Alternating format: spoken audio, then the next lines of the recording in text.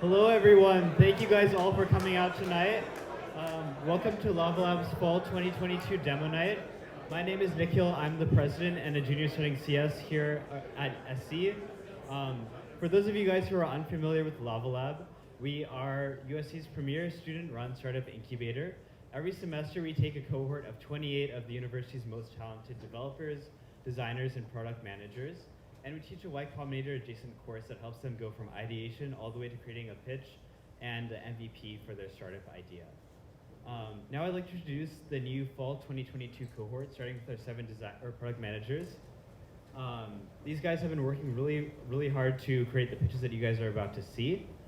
Next up, we have 7 amazing designers. They've worked on the UIs for the prototypes that you guys saw earlier, as well as the slide decks that you're about to see. And lastly, we have our 14 incredibly talented developers, and they've been working hard on the expo portion of the event that you guys saw earlier. Here are the products that you guys will be seeing later on tonight, and you guys will hear from all the teams in a minute. But first, I'd like to give a huge shout out to our e-board. I don't know why my face is so big on this. A little bit scary. But these guys really made everything possible. They worked one-on-one with each of these teams to help them with ideation and the whole process, in addition to their individual roles. And it's been a pleasure working with them this past semester. So yeah, I'm very lucky to have been working with them. I'd also like to quickly shout out our sponsors. We have the Greif Center, Contrary, Max Decisions, and Stripe. Their donations have really made this event possible, and they've done a lot to foster entrepreneurship in the USC community. So tonight we have 4K in prizes. We have the Judges' Choice Best Product Award, as well as 2 Audience Choice Awards. We have the Contrary Best Demo Award, which you guys already voted on, as well as the Best Pitch Award. So make sure you guys stick around to the end to vote for your favorite pitch and see who won. So now here's how pitching is gonna work. Each team is gonna come up, they're gonna give their 3-minute pitch, then we're gonna hand it over to the judges who are gonna give them feedback and ask questions for about 5 minutes. Now I'm gonna bring up Kaylin, our Director of Industry Relations, to introduce the judges. Hi guys, thank you all for being here. I have the pleasure of introducing our 3 phenomenal judges, Harry Valner, Alexis Jeffries, and Timothy Lee. All 3 of these judges have done incredible work for the entrepreneurship community at USC as a whole and LavaLab specifically. Harry Valner is the managing partner at Seaside Ventures. Alexis Jeffries is the head business product marketing at Glassdoor and an angel investor, and Timothy Lee is the founder of Max Decisions. Timothy and Alexis are both adjunct professors here at USC, and Harry is a fabulous LavaLab alum. So thank you guys so much for being here, and we're excited to hear what you guys have to say. Amazing. Thank you so much, Kaylin, and judges. Thank you so much for taking the time out of your guys' day to be here. So let's get right into it. Up first, we have Pomelo. Let's give a round of applause for them.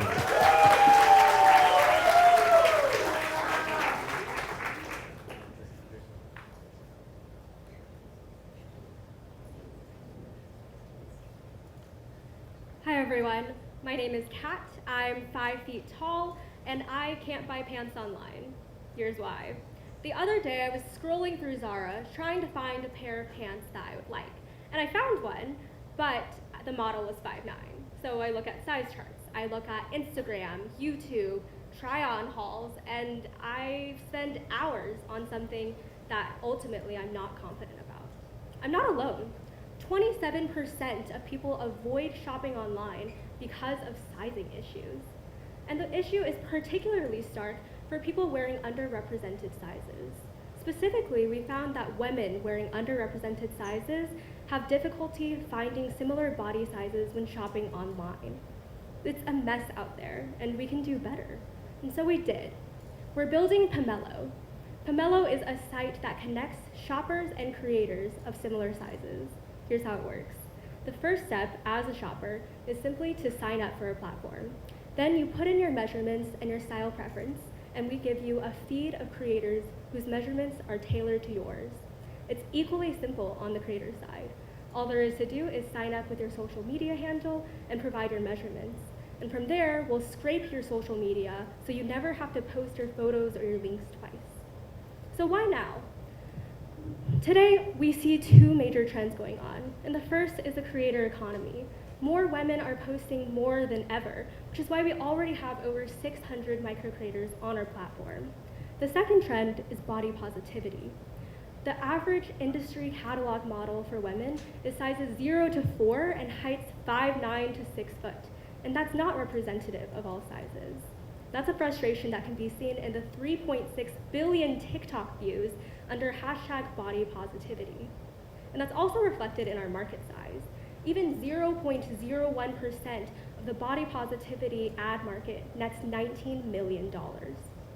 So while there are competitors that sort by size or enable you to match creators and consumers, Pomelo is unique because it is the only one that actually tailors your feed by your measurements. And that's important first because it's more accurate. People are more willing to buy a product after they've seen that it fits on a body type similar to their own. And the second is because it's more body positive. By only showing you the measurements that match your own, we cut through the noise of unrealistic body standards. That's why our target market is first women wearing those underrepresented sizes: plus size, mid-size, tall, and petite. Now, we know that the market is lucrative, so let's talk about how to monetize. We have three main ways. The first is direct ad revenue, traditional. The second is brand deals, so essentially getting affiliate links on things that clients will purchase directly through our platform. And the third and final one is by aggregating and anonymizing sizing data as an overall trend to sell to small, mid-sized companies. This is our team. We not only believe in a future where sizing online is easy, but we're building it ourselves. Thank you.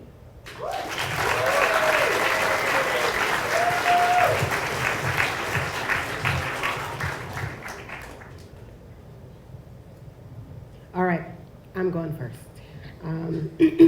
Great job. Thank you so much for that pitch. I'm curious why creators are your first market to try to, I guess, tailor people's feeds for the experience. I mean, is the value of your product around representation and people seeing others who look like them such that then they will hope to buy those clothes? Or is the value, I'm trying to sell you pants that fit 5 foot tall people? Yeah, so it's a bit of both. So first, creators are more diverse than the general model pool. In our research, we found that plus size model population is 1 to 2% of overall model population for women. But obviously that's not the case in actual society. That about 67% of women in the US are size 14 and up. With creators, we found a lot more luck trying to find people who fit those more representative standards. For instance, in our platform, we've already found these 600 creators. 50 of them were plus size, just straight off the bat. So we were surprised to see the differences in just like the numbers alone. So that's the, I guess, diversity aspect of it. The second is because it is more representative, looking at the target market that we are, that also means that consumers will find it easier to actually shop from our platform. It's not very useful to them if we have models or brand sponsored representatives of some sort that aren't going to actually fit their body size. Because it's more fitting to the body positivity model, it's also more fitting to being able to monetize more easily because people are actually seeing themselves on our platform.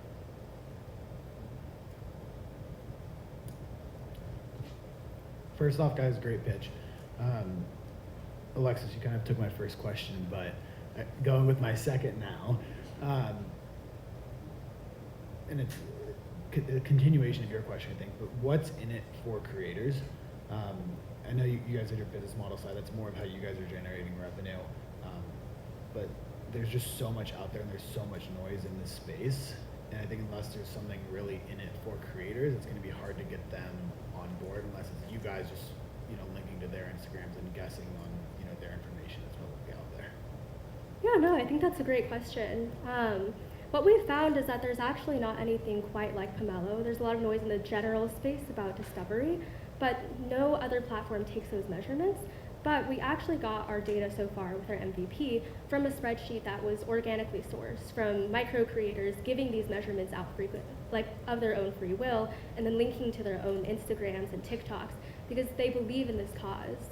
That we find that, especially with people who are making their living off of body positivity as content creators, there's this need to want to give back in some way or to democratize shopping. So that is what we think helps us stand out, is we're appealing to this organic desire for people to want to share their measurements and make shopping better for everybody. Thank you. Great job. Yeah, great delivery. I think I asked this question when I was visiting your booth. Are you guys thinking about expanding this to other demographics for men, perhaps? I feel like I'm pretty average, but I also hesitate when I buy things online. I will say, you know what, I probably need to go to the store and try it on or something like that. But what about designers, right? There's got to be designers out there that are also have a tendency of body positivity. I mean, you could have creators that are trying on these clothes, but there's got to be other, there's a whole other industry of folks that are designing clothes for sort of underrepresented sizes and whatnot, right? What are your thoughts there? Yeah, that's a fantastic question. To your former point, we will be expanding, so if you haven't joined our waitlist, you all should, because although our database is currently more centered on the target market that we discussed, we do see this need everywhere. You know, the 27% that I listed isn't specific to our target market, it's across the board. Everybody finds it hard to shop online sometimes. To the second portion, I think that's a great idea. We haven't looked into designers specifically, but there is clearly that demand for it, especially as body positivity becomes this increasing trend. It's not only the social impact issue, but it is very profitable. Very good job. Thank you. Thank you.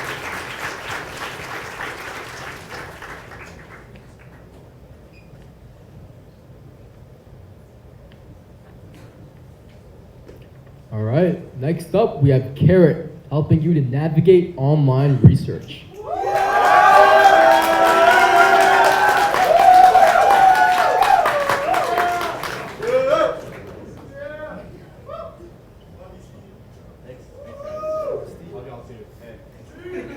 Hi, Mom.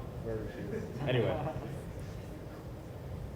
I was curious. Oh, God. Jeez. I was curious about personal finance. So I literally Googled how to invest. Clicked the first link that I saw and went straight down the rabbit hole. I was getting super excited. Opening link after link, tab after tab, getting super hyped looking at stocks, ETFs, futures. But then I had a meeting, a class project. And only after 2 hours was I able to return to my research. And when I did, I was like, oh God, I have 30 tabs open. And I have no idea where I left off or how I even got there. See, I actually looked into it. The average Chrome user opens up 9 to 15 tabs per session, which made me feel a lot better about myself, because it's not just me that has this problem. See, with the world becoming increasingly more digital, it's become incredibly hard to pick up where we left off on in our research. And the reason why is that we don't have context on what our research looked like when we went down rabbit holes or down deep dives. And when this happens, and we have to restart our research, we lose out on two really important things. One, we're losing out on time. Every single time you have to restart your research. And two, you're losing the knowledge that you gained during your deep dive. That's why we're building Carrot. We're giving your brain the tools that it needs to organize itself in this online world.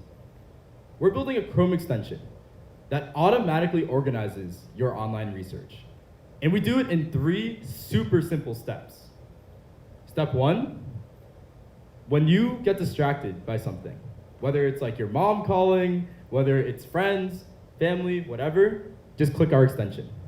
We take all of your open tabs and automatically categorize them into topics. So your brain understands what topics you went over during your research rabbit hole.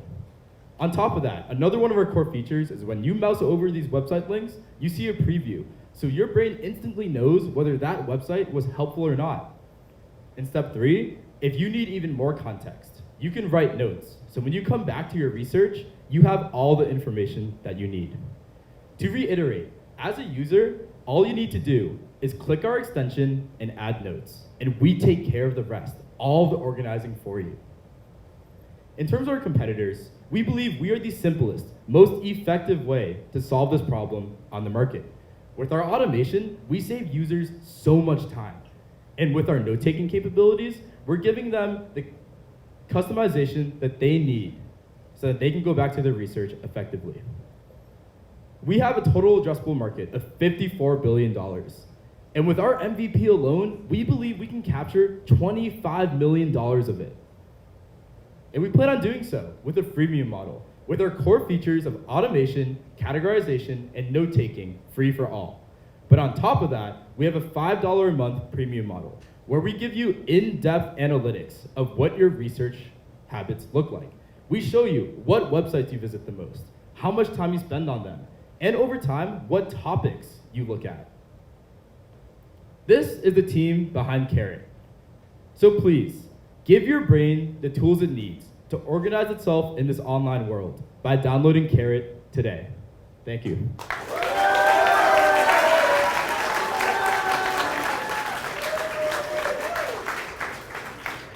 And I would love questions.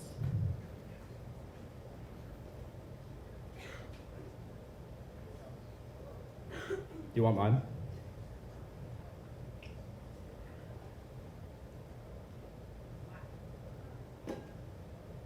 You can also take mine. Never mind, I think we're good. We're not good. Or not.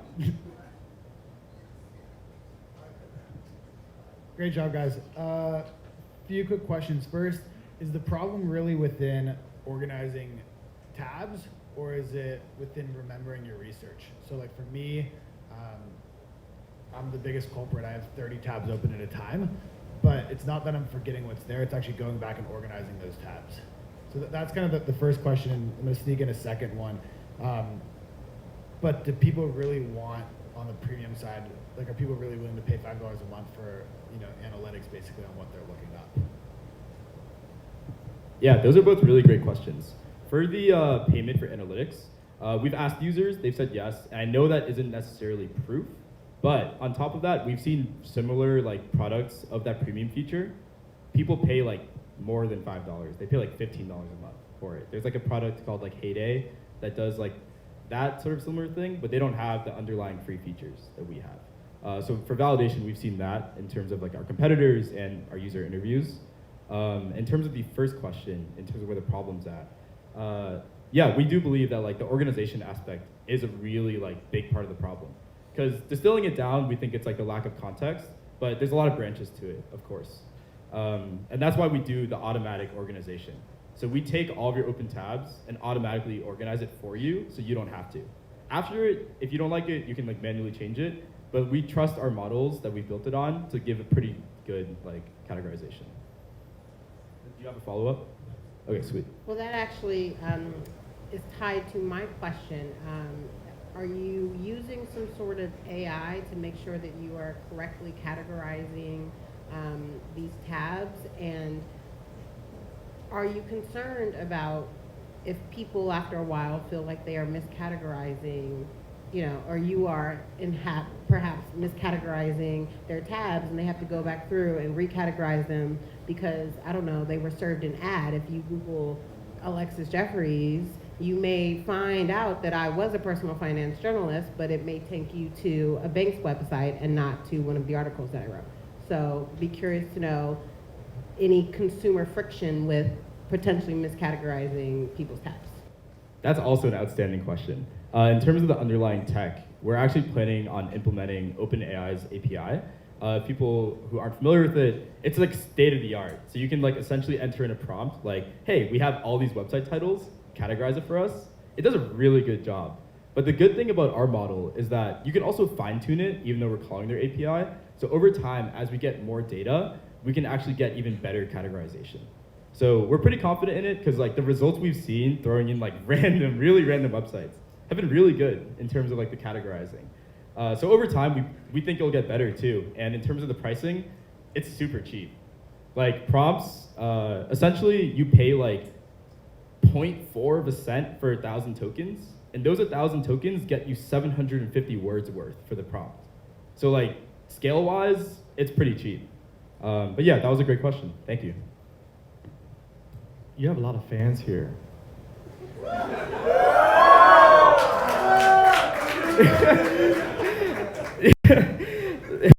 Great delivery. I didn't know I had this problem until I saw your product. So well done. I keep it organized by starting new browsers, multiple tabs, lose them, or painstakingly put them into bookmarks. Those are the worst. Bookmarks, like you never go back to them. I would, if I may, it's great to categorize all the tabs. I would actually charge advertisers to make recommendations based on what I've seen, right? Maybe suggesting another website similar to what I've done. It's, in a way, it's helping me to do further research, but in a different way, right? Those are all paid advertisers that may have something relevant, curated that I can consume. I'll love to pay for that. It's almost like Apple News, if you will. Great job. I liked it. Thank you. Thank you so much. And thank you to all my fans for coming out, I guess. Appreciate it. Also, hi again, Mom. And sorry for the example of Mom calling. My bad. But yeah, thank you so much. You don't get more points for people cheering for you, just so you know. All right, I gotta go. Thank you.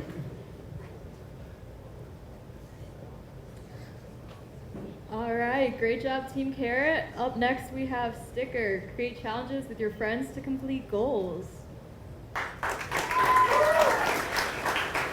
Thank you, Manya.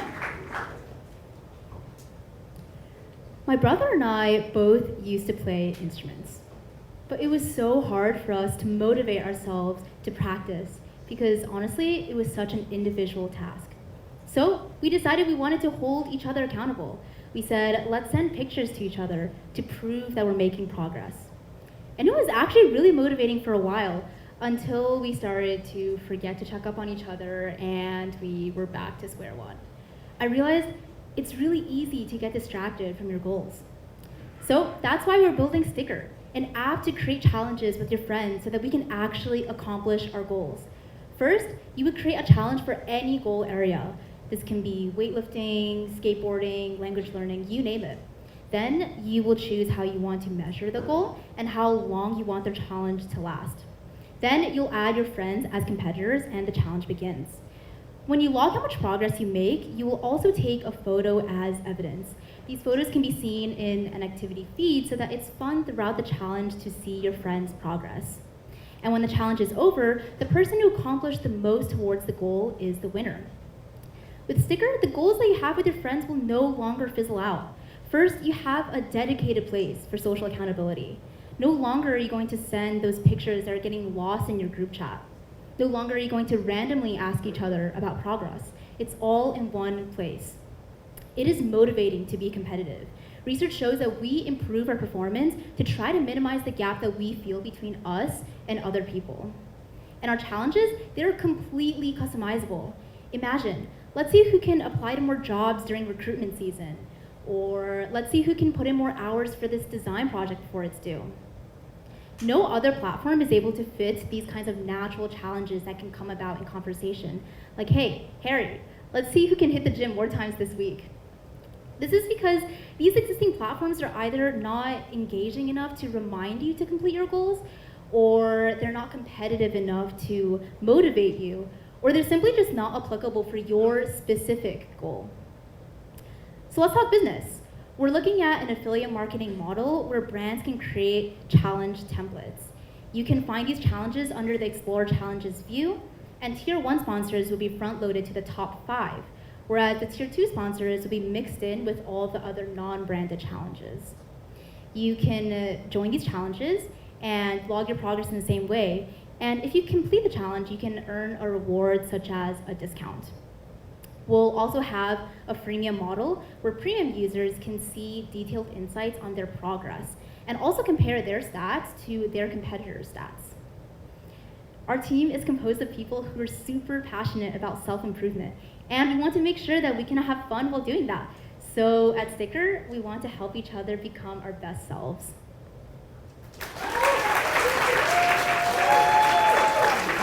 Thank you.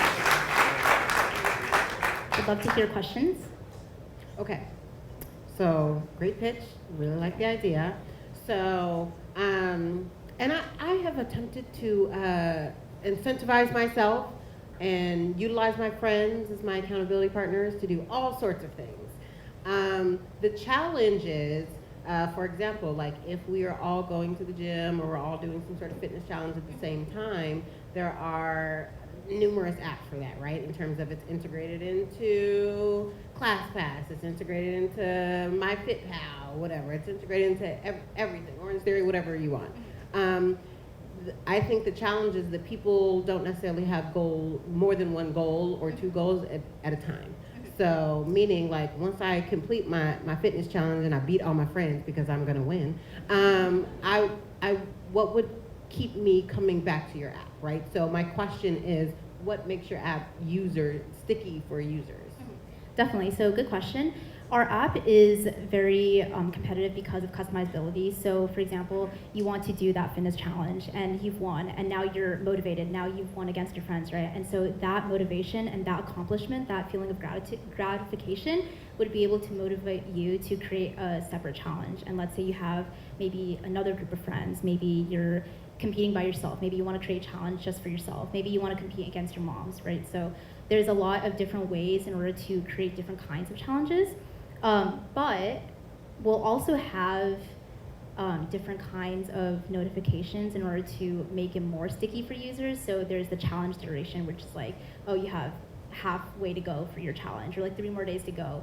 Or we'll also have the challenge progress. So this is like kind of making it sticky for users who may not be as motivated as you, for example. So it's like, oh, you logged 3 liters of water.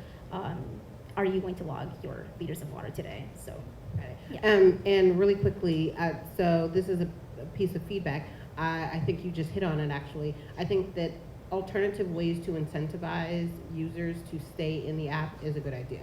Meaning, you can charge them every month for whatever on your premium model, but the challenge is that if I don't have a goal or once it's done, like I don't want to pay for this anymore, so now I'm deleting your app and I'm not paying.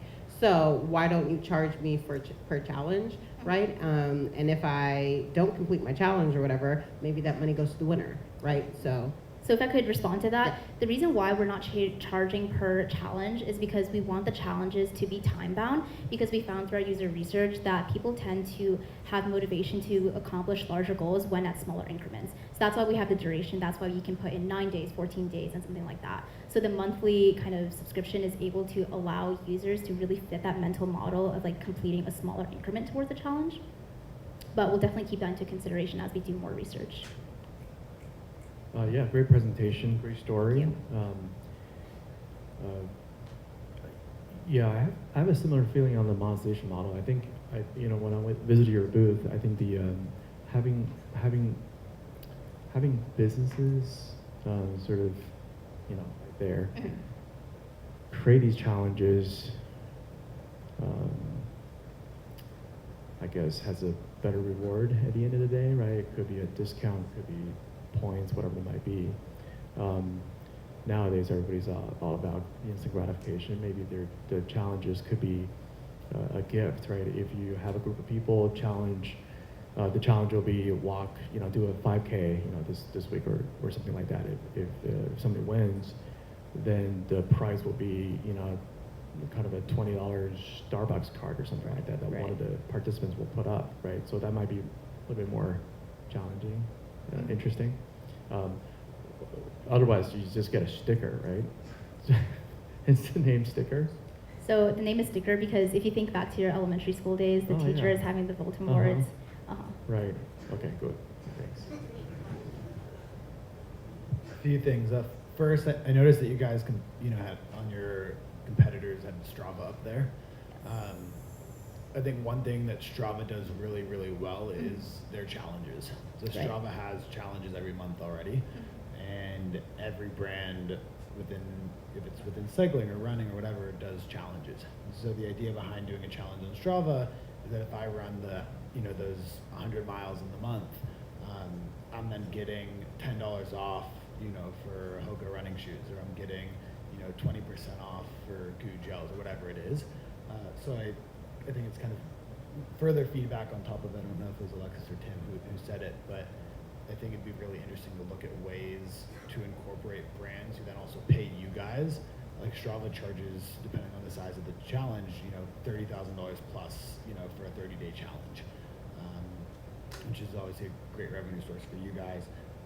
My biggest concern still is just maintaining, your daily average users and beyond 30 days.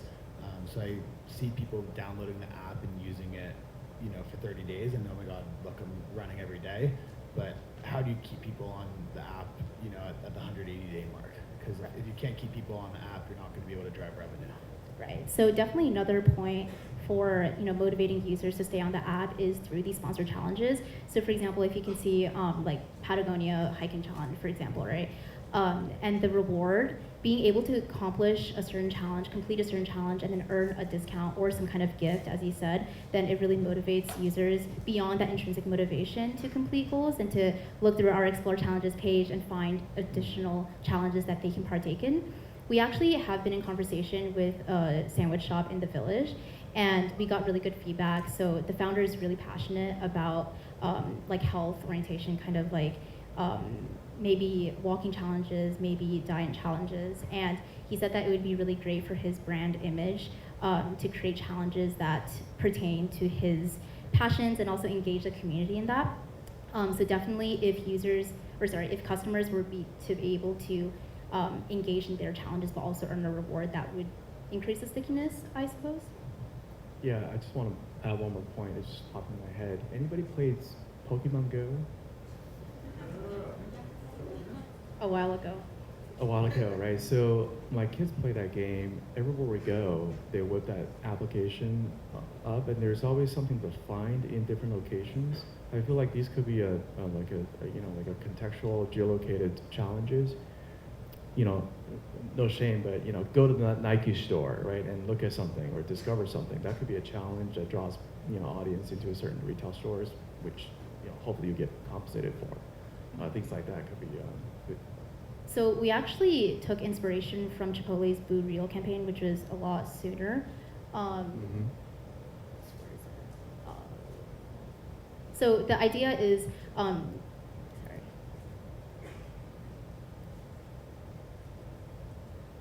That's right. Fixate on the social aspects of it. There we go. Like a turkey trout or something like that, right?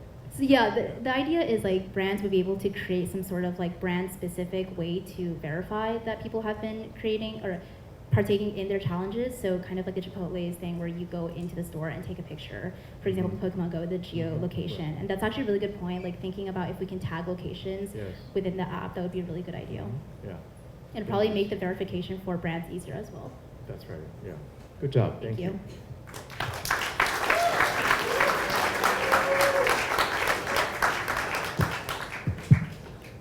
All right, next up we have Hugh, your home for honest product reviews.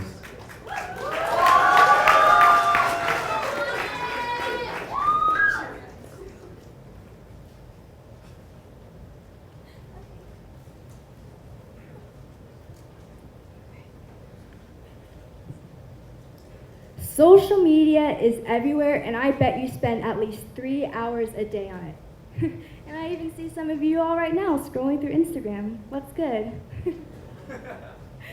Yeah, so we all use social media, and we use it to stay connected with friends, with family, but most of all, it's changed the way that we shop. With social media, don't you find it frustrating when you're on it in the middle of the night, it's 2 a.m., you keep scrolling, and all you see are these influencers after influencers that are just promoting these products, and they're probably paid to make it look better than it actually is. When I'm looking for product reviews, I have to go to TikTok, Instagram, Reddit, YouTube, all of these extra sites, and for what? Just to find sponsored content. And that's the thing. We realize that with social media, it's led to a problem, which is a proliferation of inauthentic product reviews. So think about it. With shopping, it should be simple, it should be fun, and it should be authentic. It should be as easy as buying a skincare serum because my friend Monica also has it too, and her 10 friends. So that's why we built Hue. With us, we believe that honest reviews are important. and our platform aims to change that. With Q, search for the product that you've had your eye on, and then watch honest reviews from real customers. We have the option to share your opinions, review your favorite products, but in a way that gives you the TikTok-style infinite scroll that keeps you finding and discovering. All reviews are in one place, and we encourage you to share your product opinions, but also while incentivizing you by giving you product discount codes no matter what you say in your review. So the question is, why now? Well, social media has changed the way we shop, and it's impacted the future of e-commerce. We have less trust for mega influencers, less trust for all that sponsored content. And with our competitors, even though you can see the product, you're not able to quickly consume those reviews, easily search for products, and reviews are not able to be seen in all product categories. Our platform is built for dynamic social shopping, and we want you to be able to share your experiences with people like you. Transparent product ratings and showing new products through user reviews is the future of shopping. We want you to have the feel of in-person shopping from home as well. We want you to be able to search for categories and the tags you love while watching reviews through those TikTok-style infinite scrolls. We also connect customers to products. With us, you have affiliate link commissions, and we have advertisements for brands and their future products. But the catch here is that you're not getting paid to actually promote products just because you want it to be at the top of the feed. In actuality, you're just paying for those honest reviews so that customers can actually show you their honest feedback and those honest opinions. And this is especially important for burgeoning young brands that desire that raw customer feedback. Our market is growing fast, and we hope to capture the aspect of the e-commerce sphere that actually enjoys leaving authentic product reviews. Our team is dedicated to taking shopping to the next level, and we look forward to your reviews with you as we shop and discover together. Welcome to our brand.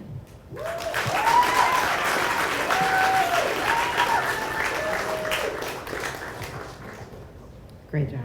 Thank you. So I teach e-commerce entrepreneurship here, so I'm so into this. This is like my jam. Oh, yay. And I have a question. Yes. My question is, how do you know that a review is honest, right? So I think that there is, I'll say that on social media, you're right. Everything is a sponsored post, everything is hashtag ad, totally get it. I was part of the problem because I worked at in the ads group as one of those small companies called Meta for several years, right? So that was me. And so I think users are so used to the nature of, creators, content, influencers, whatever, acknowledging that, hey, this is a sponsored post, it's tagged now as a sponsored post, I'm gonna say it's a sponsored post in my video, I'm gonna say hashtag ad, whatever it is, but who's to say that if I am giving a review for, a skincare brand or whatever, that it's actually honest? I could just literally, say whatever. Yes. How do you know?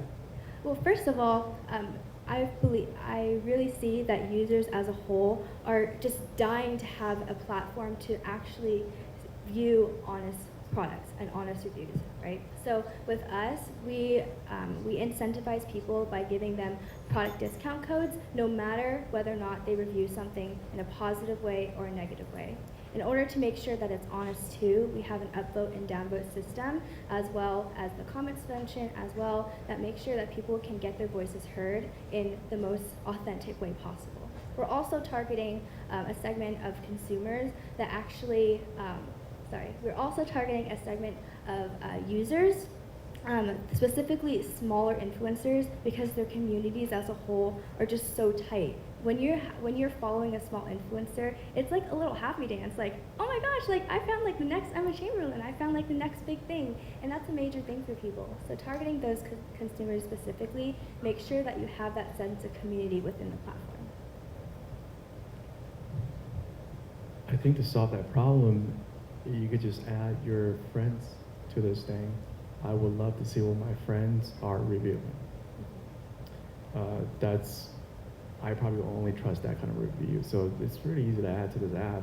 Click on your friend circle and see what they're reviewing. And if somebody in my friend circle reviews something, it pops up, I'm gonna go look at it right away. Yeah, definitely. Just to see what their living, conditions are. Yeah. Right? So that will probably bring that will probably bring that trust in instantaneously, because I know them, I trust a review, even if it's a kind of a, weird one, I kind of want to look at it, right, as opposed to a random review. So I think that will bring the trust factor in here, and that'll bring the social aspects into it as well. And I definitely agree. Like, I really want it, and our team, like, we're really dedicated to making it sure that it feels like you're just like walking through the store with your friend. Even if you're just viewing, somebody else's video that you don't know. That's right. I want it to feel like a conversation just between you and me. Right. Like, hey, like, guess what I found today? You'll never guess. And that gets you excited too when you feel like someone's just being authentic and honest. I know. Should get a sticker. Well, I love and I'm going to stickers. let you ask your question, but I bring this up because in terms of like, how do you know it's honest? So I work at Glassdoor, right, which is a careers and salary transparency website that has a bunch of reviews about whether or not you should go work for this company and whether or not, that salary is, and we get that question all the time, well, how do I know it's real? Right? And so the aspect of community is the opportunity for you to focus on building connection there. We only really care about, well, if I know my friend interned at that company and that's how much money they make, then I believe it. But I don't necessarily know that I believe a random stranger. So you were going to get into these questions about the authenticity and validity of your data, and you don't want to be concerned about that. Yeah. So it's a challenge I deal with on the daily basis. I don't want that for you. Yes. I don't want it for you. Great job, guys. This is a space I only invest in consumers, so this is a problem we deal with all the time with our portfolio companies. To me, the issue stands more with, I think, reviews themselves on an actual e-commerce website have never changed. It's always been the same. And I almost see a bigger opportunity with how do you guys reinvent reviews on a brand's website is almost the bigger thing for me. And I definitely see the side of the app and seeing what your friends are buying and what they're reviewing. But I'm curious if you guys have looked at actually becoming, consumer facing on a brand's website and actually helping reinvent reviews, from the beginning. Because even with brands we work with, it's really easy to in the back end go and say that we have 83 reviews that are 5-star, 4-star, and 3-star or whatever, and add in some comments over the last 20 days to make it look like there's great reviews. I literally just did this with a company that's just launching 3 weeks ago for getting them ready for Black Friday. So I'm curious if you guys are looking at that. Yeah, I think like in terms of reinventing reviews, right? The traditional review, you go onto a company website, type it out in like 5 seconds and that's it. But I think just with the proliferation of social media as a whole, it's just changed the way people want to consume content, especially Gen Z, especially like the younger millennials too, our more target audience. They want to actually see the product, without having to actually go to the store. And I think that's where the whole reinvention of reviews is that the traditional search engine for Gen Z now is not just Google. They just go straight to TikTok because they want to see it. Like they want to see, okay, this restaurant is great. They want to say, okay, these clothes are great. And that's where I guess you could say the reinvention of reviews is because short form video and short form content is the future. It's the way that the world is moving, and that's why we think this is like the perfect time to capitalize and change how people shop, but also how people really review and view those reviews. So are you guys trying to create then a TikTok just for creating reviews where you're sitting there scrolling, looking at other products that your friends are buying? Yeah, and I think like it's basically just TikTok and then Google reviews, Amazon reviews, like all the review sites. If you just like push them together, like that's huge. Yeah, so yay, but yeah, that's kind of where we're going at, because I think there's a couple competitors out there that really, they're doing something similar, but they don't really capitalize on the entirety of like all brands, all categories, and we want it to be inclusive of all shoppers and all people. Thank you.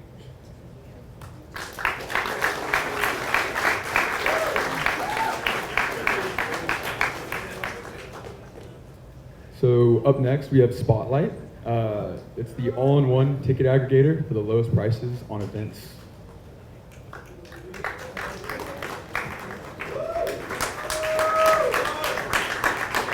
Whoa, these are a couple slides. Hey, All right, this comes as a shock to no one, but if you ever went to an event, buying tickets sucks. I mean, we're living in a world full of honey discount codes, Amazon Prime 2-day free shipping, and yet Ticketmaster still feels like they can make me go through 8 different tabs to find 100 different tickets, and then when I go to find an alternative, I realize that I was about to get scammed. I go look, and then I find, in this example behind me, you see 2 tickets in the same event, in the same section, yet 1 row back, having a $270 difference. What's up with that? The truth is that the ticketing industry isn't built for us. It isn't built for people who value having everything all in one place, or values having everything convenient, or even values transparency, and this is by design.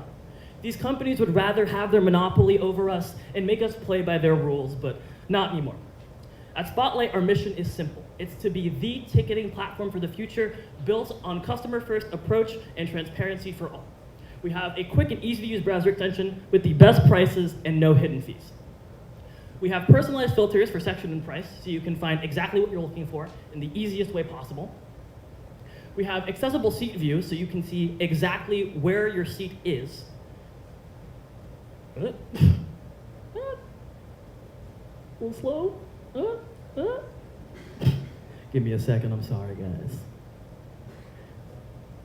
And we have no hidden fees across 8 of your favorite websites. But even talking about 8 of your favorite websites, our app works with all of them as well, and we're even working with 2 of them as well as partners, TickPick and StubHub, to get you your favorite prices no matter what, and we're adding more and more each day who are committed to our mission of customer transparency in the ticketing process. Through affiliate marketing, advertising, and in the near future, ticket reselling, we look to get a headway in the $65 billion global event ticketing market online and the $2 billion market of users who use apps similar to ours. But speaking of apps similar to ours, we're actually first to market. No other app like ours exists. We are first to building a centralized hub for ticketing in the modern age, which means that we're building a platform where every app and every website comes together and users can actively search instead of having to go through 80 different tabs to find, and then they see that they have a hidden fee somewhere, and then they're like, can I just find this somewhere else? So, the team is incredibly excited to work on this. We hate hidden fees, we love basketball, and we literally hate Ticketmaster. Oh my God, I hate them so much. So thank you for helping us illuminate your purchases, and thank you for listening to Spotlight.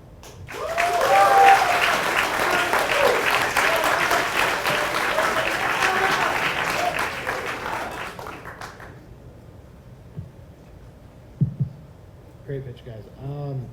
I'm curious, what initially stops a company like StubHub or like your favorite Ticketmaster from building some of these features, internally on their own platform? I know there's the fee side of it, but just seeing, 1 row back, there's the exact same, seat basically, but for $200 cheaper. I think it's more the fact that they're directly competing with themselves. As a website, we have no stake in the game of if we show a ticket price that's cheaper, we're going to lose money. The fact of the matter is that if someone goes and buys a ticket on our app, we're making money regardless. But if Ticketmaster shows a ticket that SeatGeek has that's $100 less, and someone buys it there, they're losing money. So in a sense, why would they want to cut their bottom line if they're showing a competitor's lower ticket price? And then I guess, how do you guys build trust and break through all the noise in the space? Yeah, I mean, for the most part, building that trust comes from the fact that we are completely honest and transparent about the data we're aggregating and transparent with a pricing breakdown. So if a customer goes to checkout and finds a ticket, they have the ability to go on a drop-down, see the exact fees, so the processing fees, any other random hidden fees that are added on, and they see everything all together. So the entire point and our entire mission is really to make the process transparent, because I can imagine that a lot of people in this room have wanted to buy a ticket and then have got hit with a hidden fee and they were like, I don't want to buy this ticket anymore. Great presentation. Thank you. I just got my Pac-12 championship tickets. Awesome. 2 days ago. So see some of you guys there? Fight on. Nobody? I did go to all those websites. I went to Ticketmaster, AXX, Vivid. I ended up buying from Vivid, but it ended up being the resell to Ticketmaster. So I went back to the hellhole again. And I did compare shop, right? And Vivid seems to have the cheapest price, but it was still a resale from Ticketmaster. I didn't find that seat when I went to Ticketmaster. So it's a whole game they're playing. The industry is gonna fester like this until there's a police, right? Then people will be like, oh yeah, we're also transparent. Then the price is gonna drop and the fee is gonna go away.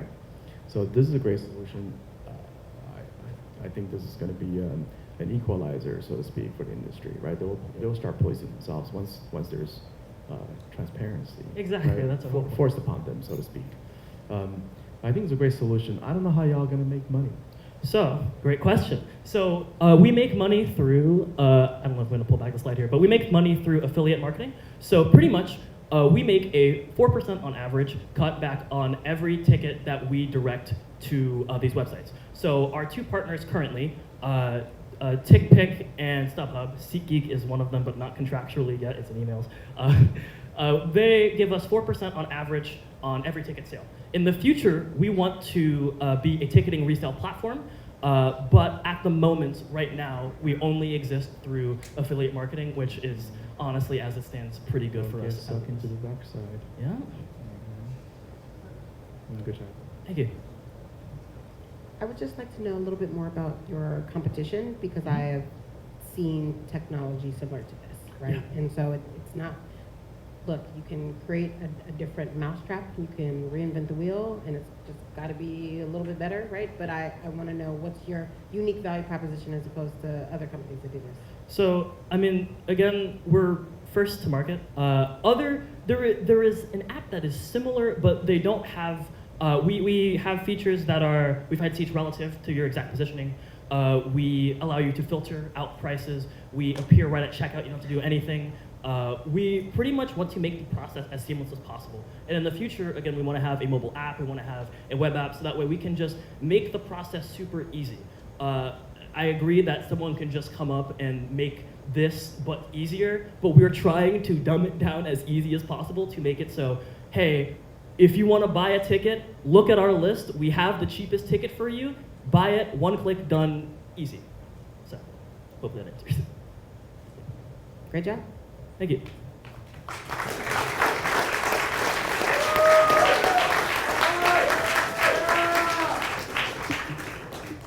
Next up is Puddle, an easier way for groups to collect and spend money together.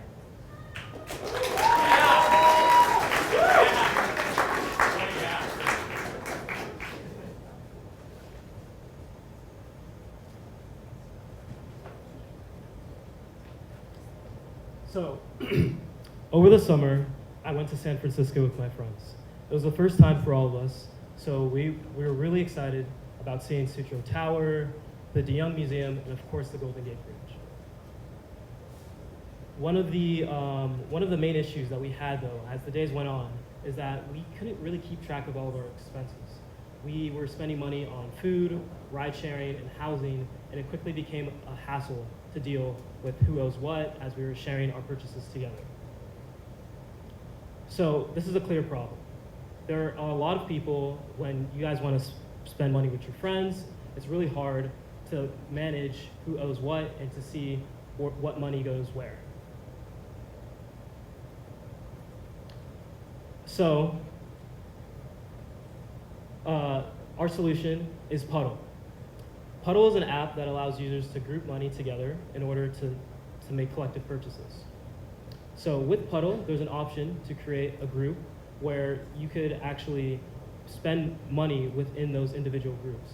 For example, you can have a group for housing, you can have another group for going on a trip, like I explained earlier in the presentation. Additionally, everyone can spend from one place. That's one of our largest value adds, is that everyone has an issued card within that group and they can spend money together. So why would you want to use Puddle? You'd want to use Puddle because there's easy communication. On Puddle, there's a feed where everyone can see whatever requests are made that needs to be added to the pool.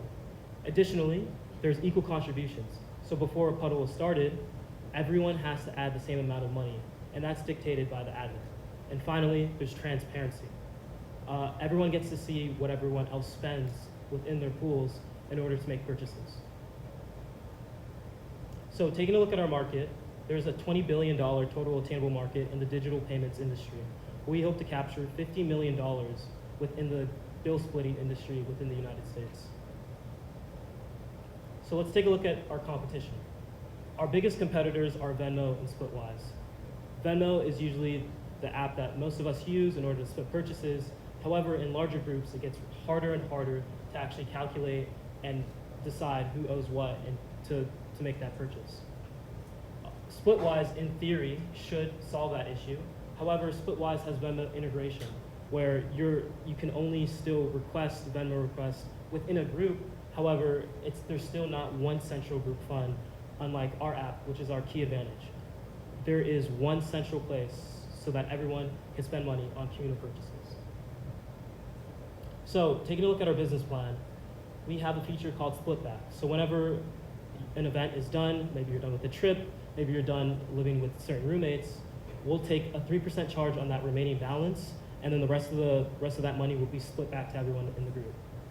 And also for larger groups of more than 6 people, we plan on taking a 2% charge per transaction, as we believe there's going to be a larger transaction volume and we'll have to charge more in order to account for those costs. So, say goodbye to awkward transactions, forgotten expenses, and unspoken grudges, and all around confusion with Puddle. Because our team, we believe that when you're splitting purchases with each other, you should focus on just having fun. Thank you.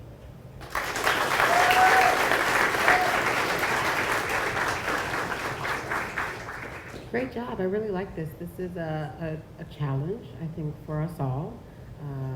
And I know I personally hate always doing table math whenever I go out to eat with my friends. So this is a good solution. I do want to know how a shared debit card works, though, because I don't know that I want anybody else to have the same debit card as me. So Yeah. How does that work? Yeah, so if you could go to the that slide.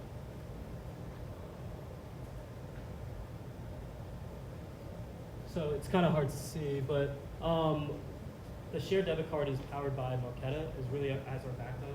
So Marqeta is a service that will allow people to actually add funds to that Puddle. So we'll onboard with Plaid APIs, and Plaid APIs will take bank information, your bank payments information, and they'll move it into Marqeta. And Marqeta is backed by Sutton Bank, and then from there, they'll issue a virtual card that can be used, and everyone can use that card.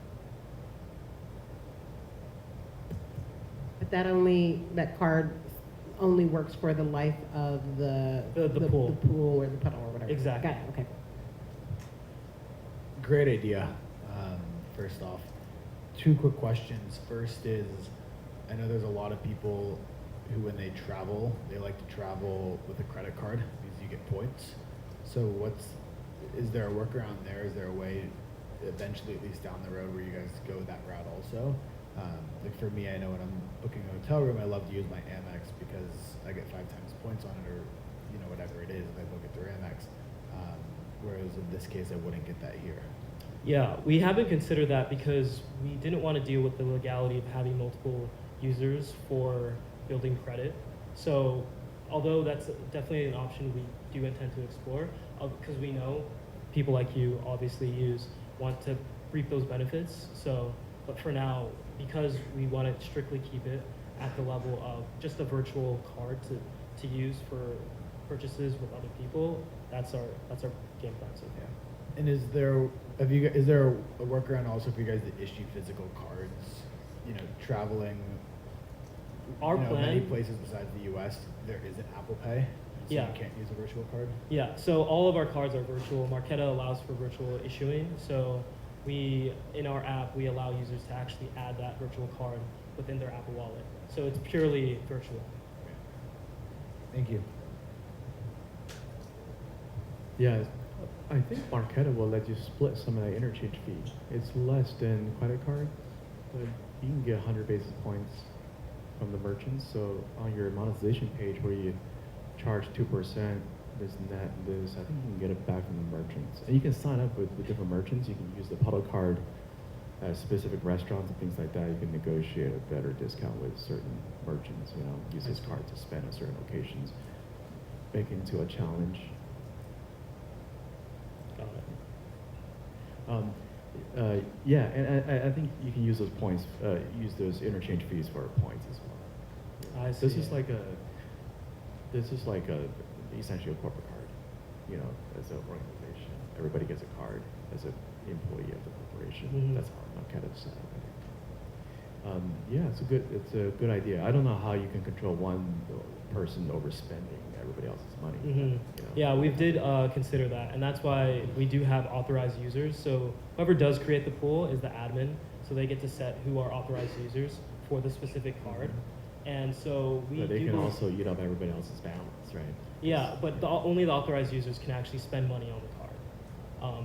But in the case where there is someone may buy something that's not actually communal, that doesn't actually benefit everyone, we do have a reporting system in place where we'll ask everyone in the pool, was this transaction actually communal?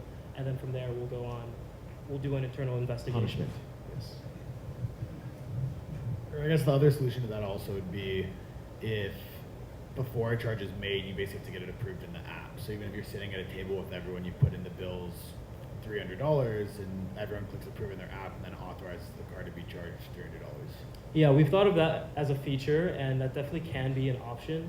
However, we didn't want to add friction. So like in an example, if you have housemates and you're buying groceries for everyone, we don't want to wait for everyone to send, like if I'm at the register, to get that approval and notify them in order to actually approve that purchase. But that's definitely an option in order to mitigate that as well. Great job. Thank you.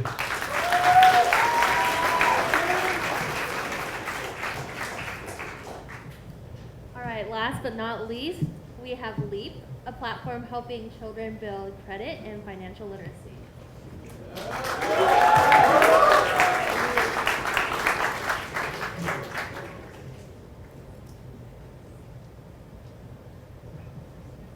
Imagine you're a parent and you want your kid to get a head start in building credit. So you add him as an authorized user onto your credit card account, and then you hand him a physical credit card. But then what happens when you notice a $400 fortnight V-Bucks charge on your credit card that you don't even recognize? And then when you look through your transaction history, you start seeing a lot of other transactions that you don't even recognize. Scenarios like this ultimately disincentivize parents to even add their kids as authorized users in the first place, because there's a lack of transparency, a lack of control, and a lack of financial literacy among children using credit cards. And we're here to solve that problem. Leap is a platform that gives parents the tools to help build their children's credit safely, securely, and responsibly. Leap is a product that provides a digital card for kids that is fully set by their parents. Through our adjustable credit limits and category limits, parents can adjust and set category limits to control how much their child can spend money in, and to control where, when, and how much their child can even spend money in. Every single purchase through Leap instantly notifies both the parent and the child, allowing parents to see where their money is going in real time. Leap also provides a spending breakdown for both the parent and the child to see, allowing parents to see that spending breakdown and seeing various discrepancies in their child's spending. For kids, Leap is their digital card for them to use for purchases, and we provide warnings and recommendations to them if they're reaching near the red zone and their yellow zone for their limits that their parents have set, ultimately allowing children to really learn about how to spend money on a tight budget constraint. And we also provide educational content to children through financial literacy quizzes, because we believe that financial education should start at a younger age. Right now is the perfect time for Leap to enter the market, because there's been a trend in the past couple of years where physical purchases have been transformed into digital payments online. And there's also a lack of acceptance of the authorized user process in America. Only 8% of American children have credit cards, and that's at a time when a lot of credit card providers don't even have a minimum age requirement to become an authorized user for.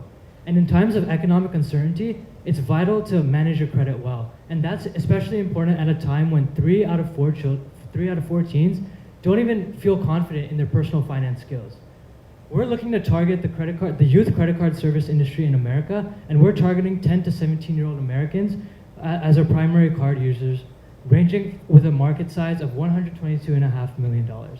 Some of our biggest competitors out there include Greenlight, Step, and GoHenry, and some of these products are debit card companies, and they don't provide the credit building features that we do. But other companies that do provide the credit building services don't have those limits that Leap provides. We're the only product out there that provides kids the ability to build credit and also learn about financial literacy experientially. Our subscription model starts at $5 a month, and it includes all the features that I just talked about, including the category limits, the transaction limits, and also the spending breakdown for transactions, and even notifications for the warnings, and child quizzes for financial literacy. We're a talented group of students who are passionate about improving financial literacy for both children and parents, and through our product, take a leap with us and build your child's credit safely, securely, and responsibly. Thank you.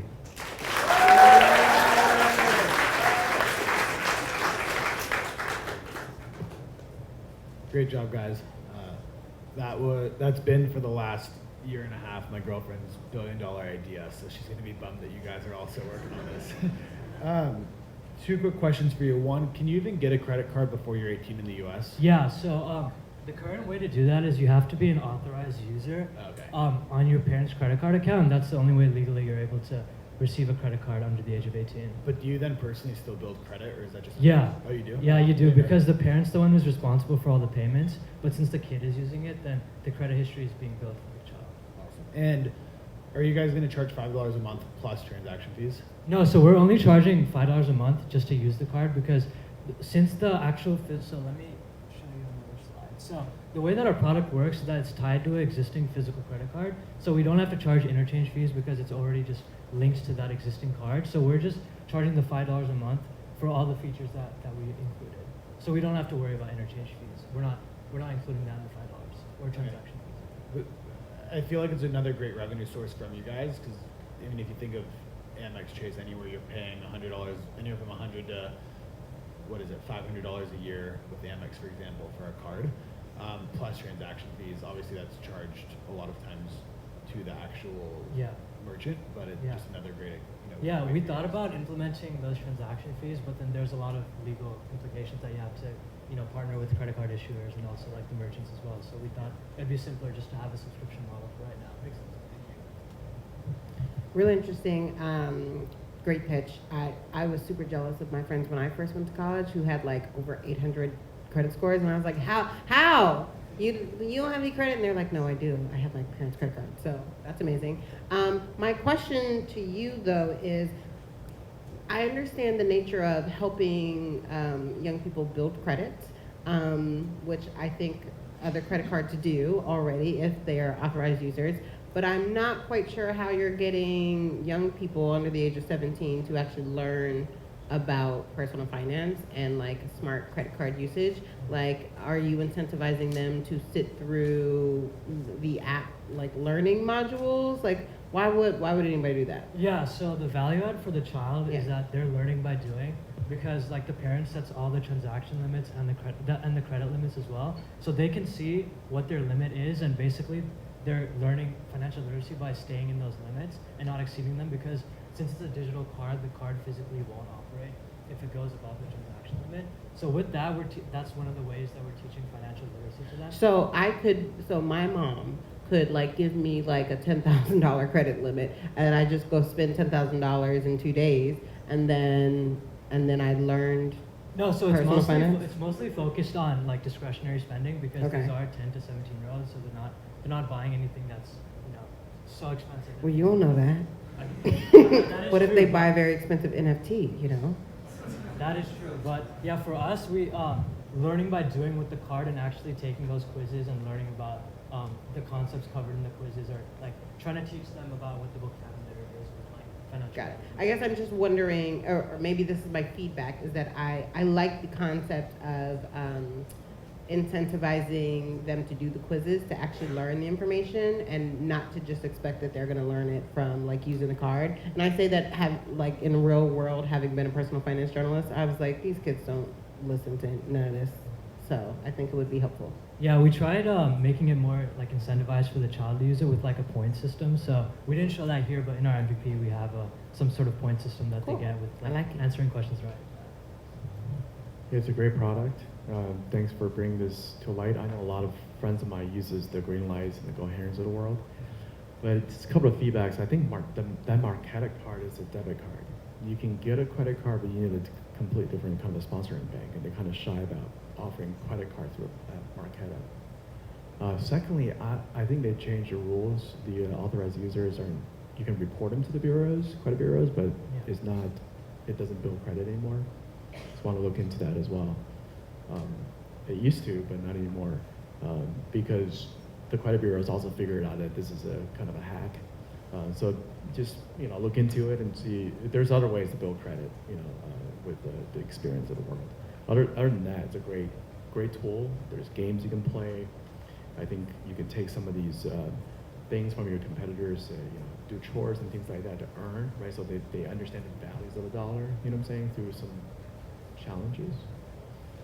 Great job. For sure, overall. thank you for the feedback. Yeah, no, thank you. Appreciate it. Oh, one more.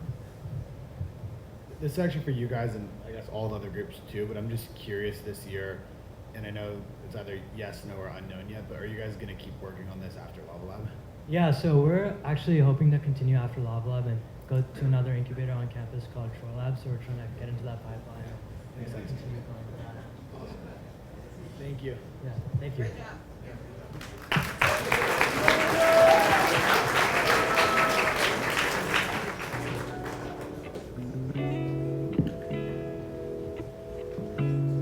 Amazing. Let's give another round of applause for all the teams.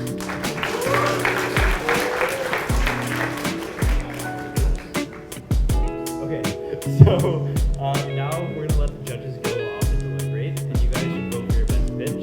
After a few minutes, we're gonna reconvene and announce the winners. But yeah, thank you guys for sticking with us. Oh, and also we have our director of recruitment, Manda, giving an announcement about recruitment for next semester.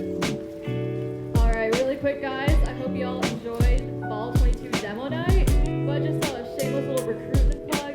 If you guys saw our lovely devs, PMs, and designers up here tonight, and you're like, oh shit, that could probably be me, you definitely could. So definitely apply for our spring 22 cohort. Can do two things. First, we'll have that QR code right under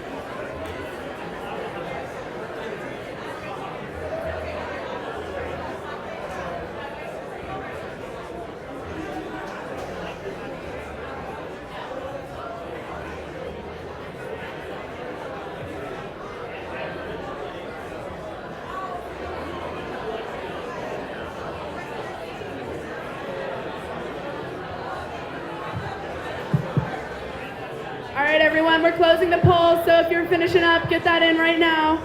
And it's going to be closed in about 10 seconds.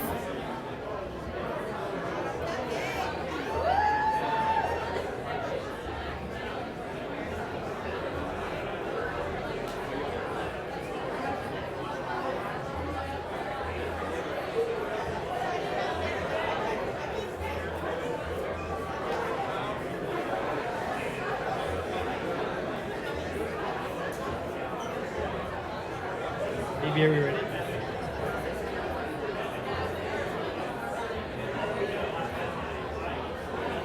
Alrighty, guys, can we quiet down so we can announce the winners?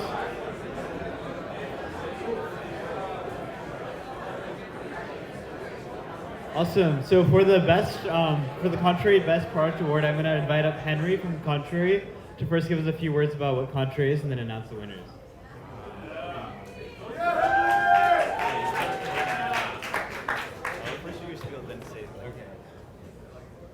Hi everybody, I'm Henry and I'm actually a LavaLab alum. I used to be here pitching as well a couple years ago.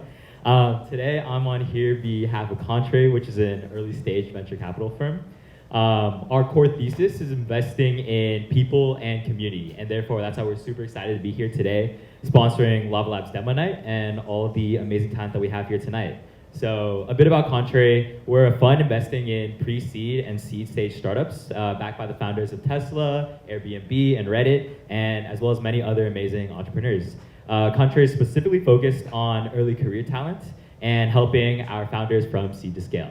And tonight I'm really excited to help present the award for Best Demo. And so, like a drum roll or something. So, oh shit.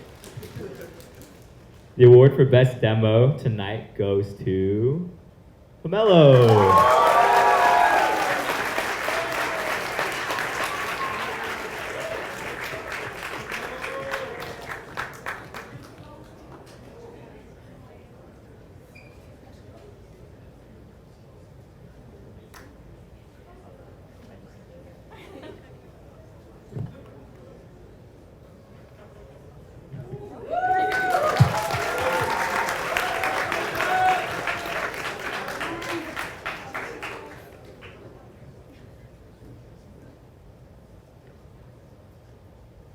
Next up, we have the award for the best pitch.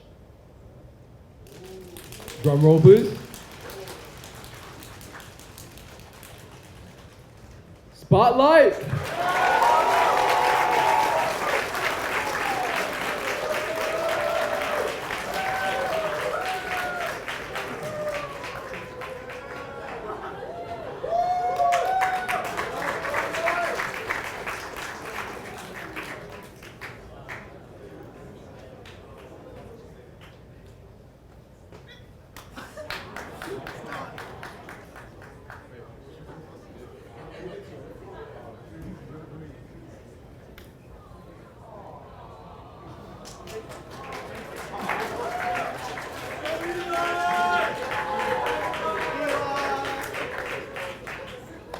And now for our final award of the night, Miss Alexis Jeffries is going to come up and present.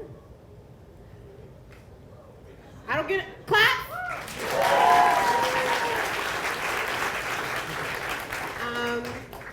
Well, on behalf of the judge, I feel like you all should come up here. Come on, let's go. We're gonna do this together. So, first of all, thank you all for having us and allowing us the great privilege and the honor to be able to judge these pitches. This was really tough. We all talked about it and we were like, this is so hard. Don't want to be me right now. Because you all did an excellent job in terms of not only pitch delivery, but really thinking through your business model, great ideas, and it gives us a lot of hope for the future, all being in the startup and venture space. So with that said, all of the pitches, phenomenal, but only one can win. So drum roll, please. This semester's LavaLab Judge's Choice winner is Hugh.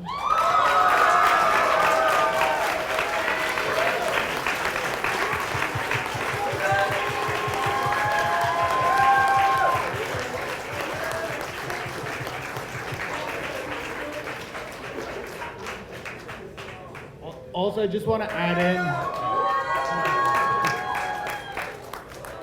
while they walk up, I just want to add in, guys, that in the last like 7 years, 8 years of seeing LavaLab pitches, I've never seen a stronger cohort. So eBoard, great job.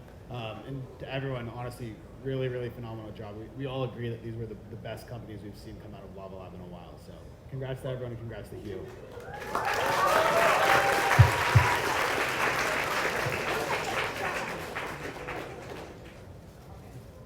The professional show. Oh, are we, come take a picture with us.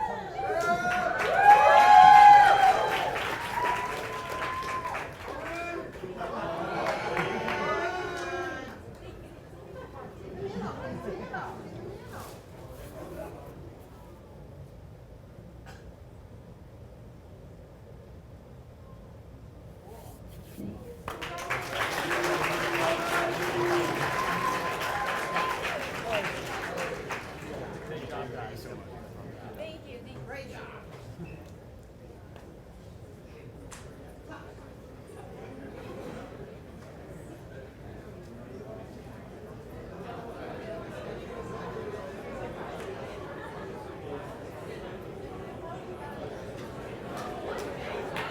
Awesome. Thank you guys all so much for coming out tonight. We hope you guys had a good time. I think Kayla has an announcement. So one last quick announcement before you guys all go. First of all, I want to thank our phenomenal judges from this year. None of this would be possible without their continued support. So thank you, judges, for being here. Can I get one last round of applause for them? We have a little something for you. And then lastly, I just want to say an extra special thank you to our president, Nikhil. Seriously, you guys have no idea how many hours of work he puts into this. He truly puts his heart and soul into LavaLab, and it would not be what it is today without him. So thank you so much, Nikhil. We appreciate you so much. Thank you, everyone. Have a great night.